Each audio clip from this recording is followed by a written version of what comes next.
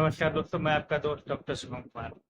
दोस्तों, जैसा कि आप जानते हैं, वर्तमान काल में गर्मी का मौसम चल रहा है और गर्मी के मौसम में डिहाइड्रेशन की समस्या या टाइफाइड की समस्या, मलेरिया की समस्या, साथ ही साथ डेंगू की समस्या, ये सारी समस्याएं देखने को मिलती हैं, जिनमें कहीं ना कहीं कारण हमारा बहुत से होते हैं। जैसे कि यदि आप दूषित वायु के संपर्क में आ रहे हैं, आप दूषित जल के संपर्क में आ रहे हैं या आप दूषित खाने के संपर्क में आ रहे हैं, जिसकी वजह से आपको ऐसी बीमारियां होने के चांसेस होते हैं।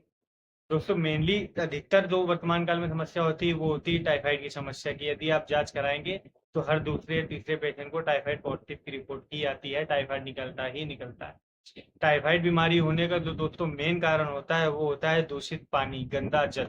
आप जो पानी पी रहे हैं वो आरओ का नहीं है या वो पानी पका हुआ नहीं है।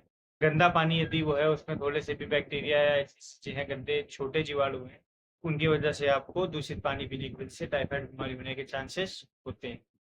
तो पहली चीज तो ये ध्यान रखें कि पानी ज्यादा से ज्यादा मात्रा में पिए। साथ ही साथ पानी स्वच्छ होना चाहिए, इसका विशेष तौर पर ध्यान रखें। इसके बाद यदि आपके आसपास मच्छर वगैरह ज्यादा हैं तो ध्यान रखें, या तो मच्छरदानी लगाकर सोएं या ओडोमॉस वगैरह का कुछ भी प्रोटेक्टिव एजेंट का यूज करें, जिससे आपको मच्छर वगैरह ज्यादा न लगे।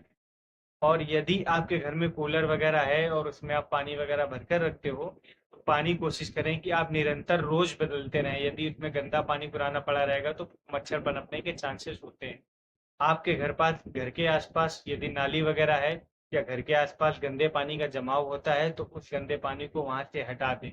यदि वह गंदे पानी का जमाव बना रहेगा तो उसमें मलेरिया के, डेंगू के मच्छर पनपने के चांसेस बढ़ जाते हैं।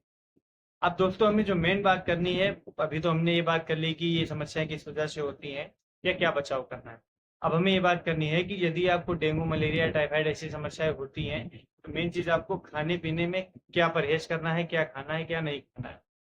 आपकी जानकारी के लिए बता दूं दोस्तों, यदि आपको टाइफाइड, मलेरिया, डेंगू इनमें से किसी भी तरह की कोई भी बीमारी होती है तो आपके शरीर की जो प्रतिरोधक क्षमता होती है, जो इम्यूनिटी होती है, वो बहुत ज्यादा वीक हो जाती है। मतलब आपका शरीर खाने को पचाने और चबाने के लिए भी बहुत ज्यादा तंदुरुस्त नहीं रह जाता है। वो पूरी तरह से अंदर से कमजोर हो जाता है। ना ही आपकी इच्छा होती है ज्यादा कुछ खाने की। यदि आप कुछ हैवी खा लेते हो तो उससे आपकी समस्या बढ़ जाती है, जैसे कि पेट में दर्द या उल्टी होने की समस्या। ठीक है दोस्तों। तो जब आपको टाइफाइड, मलेरिया, डेंगू इनमें से तीनों में से कोई भी एक समस्या होती है तो आपके शरीर में अंदरूनी क्षमता बहुत कम हो जाती है और खाने को चबाने की और पचाने की क्षमता भी नहीं रह जाती है। तो आपको विशेष तौर पर ध्यान रखना है, यदि आपको टाइफाइड, मलेरिया या डेंगू इनमें से कोई भी समस्या होती है तो आपको खाना बहुत कम से कम खाना है।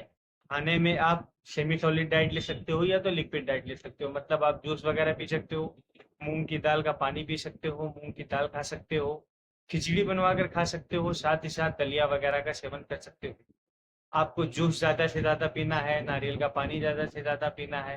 पानी की मात्रा बहुत ज्यादा से ज्यादा रखनी है, जिसमें आप ग्लूकॉन डी का पाउडर या एनर्जोल का सैचेट या ओआरएस का पाउडर, ये सारे पाउडर मिक्स करके पी सकते हो। आपको मेन चीज ये ध्यान रखना है दोस्तों कि चबाने वाली चीजें कम से कम खानी है, सॉलिड चीजें कम से कम खानी है। यदि आप चबाने वाली या सॉलिड चीजें, रोटी वगैरह ज्यादा खाते हो इन बीमारियों के दौरान, तो आपका शरीर ना उन्हें पचा पाता है, ना ठीक से चबा पाता है, जिसकी वजह से आपकी समस्या बढ़ जाती है। तो यदि आपको ये सब समस्या है तो आप विशेष तौर पर ध्यान रखें कि आपको या तो मूंग की दाल खानी है, या तो दलिया खानी है, या तो खिचड़ी खानी है। पानी स्वच्छ आपको पीना है, जूस अत्यधिक मात्रा में पीना है। साथ ही साथ चाय वगैरह का सेवन बिल्कुल कम से कम करना है। ओआरएस का पाउडर, ग्लूकॉन डी का पाउडर, इन सब का सेवन निरंतर करते रहना है, जिनसे आपकी रिकवरी और जल्दी होने के चांसेस हो जाते हैं। तो दोस्तों, उम्मीद है ये जानकारी आपके लिए हेल्पफुल होगी। बाकी इस टॉपिक से रिलेटेड या ऐसी किसी भी बीमारी से रिलेटेड यदि आपका कोई भी क्वेश्चन या क्वेरी हो तो आप मुझसे कमेंट बॉक्स में पूछ सकते हैं। धन्यवाद।